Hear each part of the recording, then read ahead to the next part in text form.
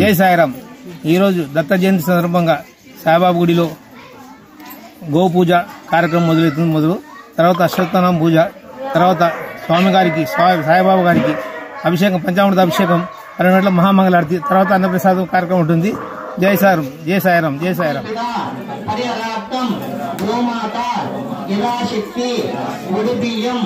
అర్చన సమర్పయామి.